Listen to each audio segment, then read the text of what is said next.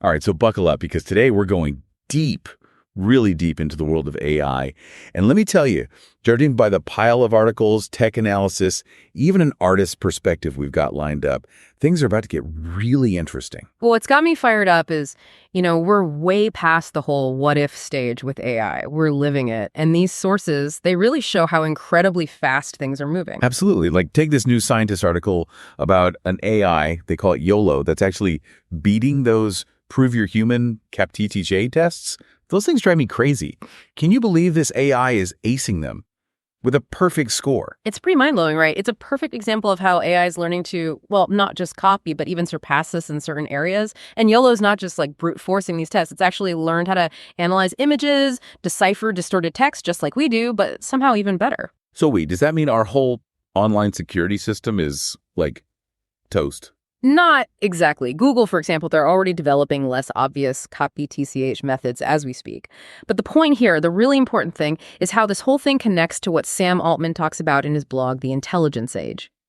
He argues that AI isn't just changing industries, it's about to revolutionize our whole society, kind of like what happened with the agricultural revolution or the industrial revolution. Big stuff. Wow, okay. That sounds kind of huge. What does that even mean for us in our everyday life, though? Are we talking robot butlers, flying cars, everyone losing their jobs? Help me out here. Well, Altman predicts AI will completely reshape the job market as we know it. So some jobs, yeah, they'll change drastically as AI takes over certain tasks. But get this, a whole bunch of new jobs we can't even imagine right now, will pop up. So it's not about panicking. It's about figuring out where we fit in this new AI-powered world. Exactly. It's like, remember when electricity came along? It kind of made lamplighters, well, obsolete.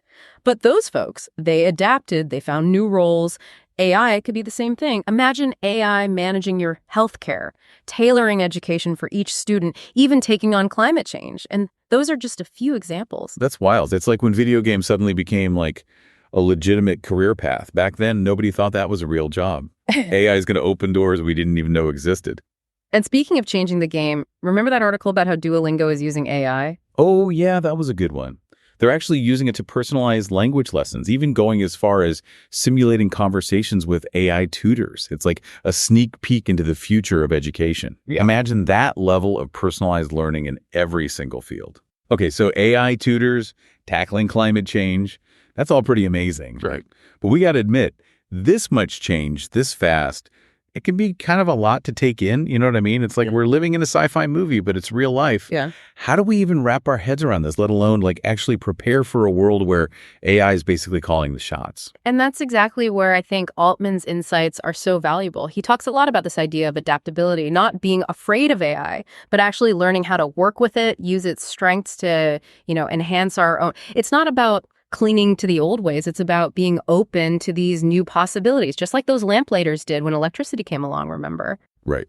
It's like, think about when social media first came out. Everyone thought it was just a fad, and now you can't throw a rock without hitting a social media manager, right? AI is going to create all these jobs we haven't even thought of yet. But okay, speaking of things we haven't thought of, got to be honest, some of this AI stuff is kind of creepy, right? Like straight out of a sci-fi thriller and not the fun kind. We can just ignore the potential downsides here, can we? Absolutely not. I mean, yeah, AI has incredible potential for good, but it's not all, sunshine and rainbows. We have to remember these AI systems, they're created by humans.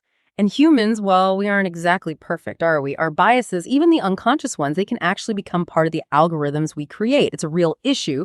You mean like that article we saw about AI being used to write police reports? Yeah. It's kind of terrifying when you think about it. An algorithm influencing something as important as like a legal document. Exactly. And it's not just about legal stuff either. Think about how AI is being used more and more for things like loan applications, job interviews, even medical diagnoses.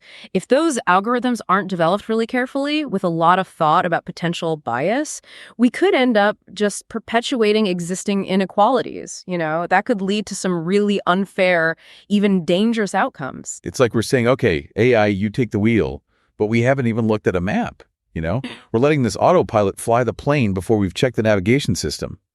Kind of risky, don't you think? That's a perfect way to put it. And it really underscores why it's so important for AI development to be transparent, We need a system of checks and balances. We have to be able to understand how these algorithms are built, what data they're trained on, and what biases might be embedded in them. It's not enough to just make sure AI works. It has to work fairly. Yeah. Ethically. Right. So it's not just about the tech. It's about the humans behind the tech. Yeah. We need ethicists, sociologists, even artists to be part of this conversation. Speaking of artists, we haven't even gotten to the article about Kai Guoqiang using AI for his fireworks displays.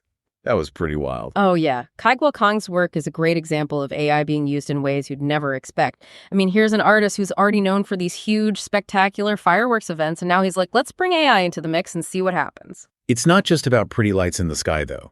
He's really digging into the whole relationship between art, technology, and human emotion. It's awe-inspiring, but at the same time, kind of, unsettling. Exactly. And that's what makes his work so interesting. He's not running away from the complicated relationship between humans and AI. He's leaning into it, using his art to get us talking about what this technology means, for our future.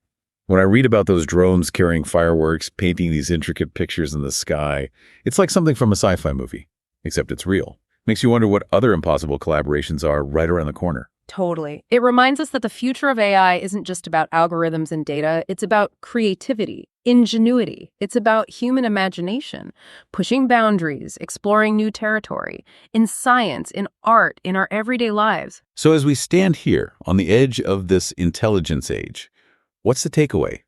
What can our listeners do to navigate this ever-changing world? Stay curious. Stay informed, stay engaged. The future of AI isn't set in stone. It's being shaped right now by scientists, engineers, artists, policymakers, and yes, even podcast listeners.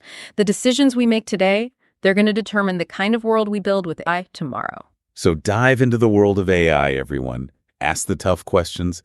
Don't be afraid to imagine the impossible. Who knows? You might just inspire the next breakthrough. Until next time, keep exploring.